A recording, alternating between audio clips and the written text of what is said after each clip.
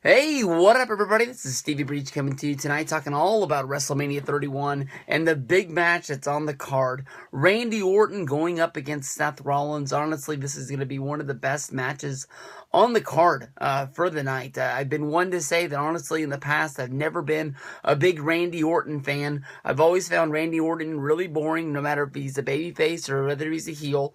I will say that he does play a very good babyface, but I think that he is a better heel in the long run. He has a lot of fans, no matter which side of the world he's on. If he's the good guy or if this is a bad guy, he's always going to sell a lot of t-shirts. He's always going to have a lot of fans hooting and hollering for him. No matter how bad this guy is, people still deep down respect this guy. And I've always said that Randy Orton has had a lot of good matches. He just seems to do the same stuff night in and night out to me, and I've never really clicked with him and never been really on the same page. But, following the storyline that's going on, I've never been behind Orton as much as I am right now. And I will say that I kept on thinking the comeback was coming, and maybe that his return took a little bit longer than when I thought it was going to be. But I think now that we're actually here, now that Randy returned at Fastlane, now that we're actually going to get this match, I think I'm behind this match, and I think I really am into it. Basically you go all the way back to Survivor Series, when Seth Rollins delivered the double curb stomp on Monday Night Raw, basically, kicking Randy Orton out of the Authority. Seth Rollins took over as being, instead of being the future of the Authority, he was Mr. Right Now. And Randy was gone. There was lots of rumors whether Randy was a return at Survivor Series, Randy was a return at TLC, was Randy going to return at the Rumble, and all those things would have been nice if they would have happened. But Randy Orton had a good fresh break.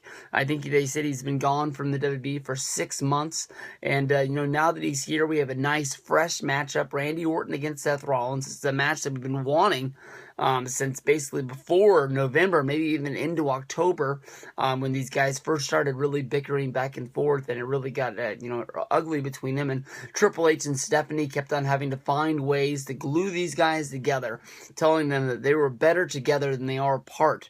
And now that Randy's back, this match wasn't wasted on an appearance in the Royal Rumble where these two guys fought for a minute, or it wasn't wasted on an opportunity like Fastlane, much like the Goldust versus Stardust inaugural match. I know that when you look at that Goldust versus Stardust match, it didn't have a lot of buzz and it didn't really connect with people, but I don't think that it has anything left to where if that is a WrestleMania match, it's going to get people connected to it as much. People, I don't think, are going to be into that rematch.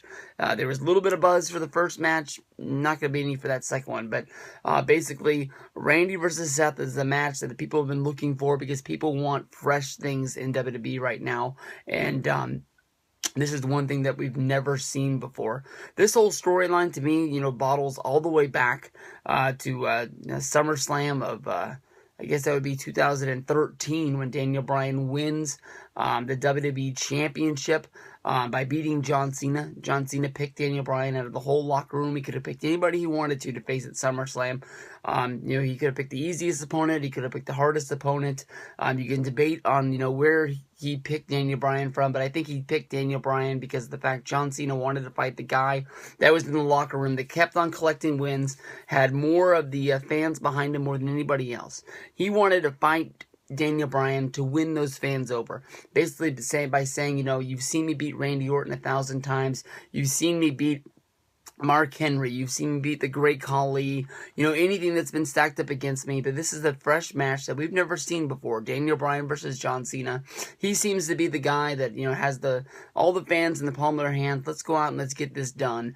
And Daniel Bryan shocks the world, beating John Cena at SummerSlam, having the big moments of the confetti flying and the music playing, everybody yes, yes, yes, and there's tears crying from the fans that are out there in the thing. Daniel Bryan turns around, eats a pedigree.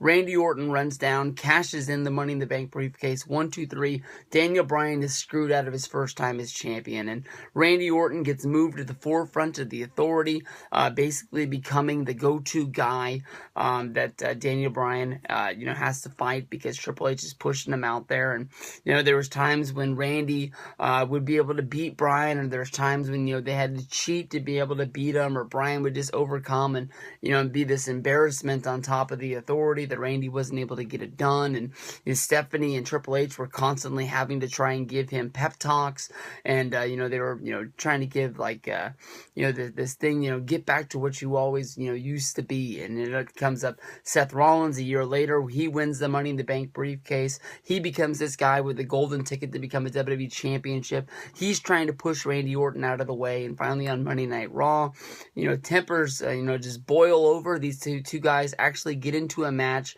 The Authority grants because they just want the bickering to stop. And, you know, they just want, you know, you guys go out there and fight. And then after this, you guys are on, you know, the Team Authority going into Survivor Series. You know, you beat each other up for a few minutes, you get it off your chest, and then you guys go in there as teammates and you beat Team Cena, because basically, if Team Cena wins, the Authority were kaplunk and everything would have been gone from there. But Stephanie gives the orders that Triple H is the last call. He pushes the distress button, and Seth Rollins delivers the double curb stomp to Randy Orton, and presto, dude's gone for 6 months. Like I said, you know, I'm glad to say this match wasn't wasted on a Fastlane or a Royal Rumble appearance. This is WrestleMania. One of the one times that I've ever been fired up about this. 1,000 ways you can go about this. You can think of, you know, this is Randy Orton's first time as a babyface in a long time, since 2010 in WWE, when he turned around SummerSlam time.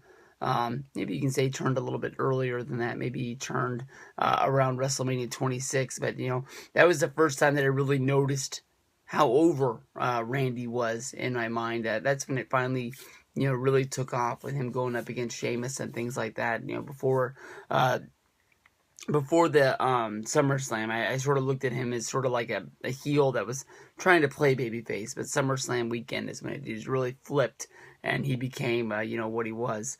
You know, Seth Rollins, you know, he's a guy with the Money in the Bank briefcase. You got to think that maybe he might become the #1 contender. You would think that Randy versus Seth Rollins is something that they got to keep hot, because this is what WWE normally does for a feud, is that goes 2 or 3 months. But then you look at the main event, you got Roman Reigns going up against Brock Lesnar. Roman Reigns, if he wins this and Brock Lesnar doesn't resign, who does Roman Reigns go against? You know, who is the #1 contender for the Extreme Rules show? Does Daniel Bryan get, you know, promoted out of the mid-card in the Intercontinental Championship match, a match that he might not even win? Or, you know, does one of these guys get treated like it's a #1 contenders match? We only get one match. We don't get a whole-on feud. You know, where does it go from there? I mean, that's the storyline that I want to see where we're going. Lots of weeks of Monday Night Raw to go here. There's a few more weeks of a build, 4 more. But Randy versus Seth is one of the matches that I'm really pumped for. Really excited for Sting and Triple H as well. You know, Roman versus Brock has a lot of things in the background going on with Brock Lesnar's departure from WWE. You think that he might do something crazy because of what happened with him showing up at UFC, but you got to think that Brock's going to stay the course. He wants this contract to end after WrestleMania. He doesn't want to get held up in, you know, any kind of litigation, so don't want to get sued. Want to get paid as soon as he can. So we'll see what happens from here. WrestleMania 31, baby.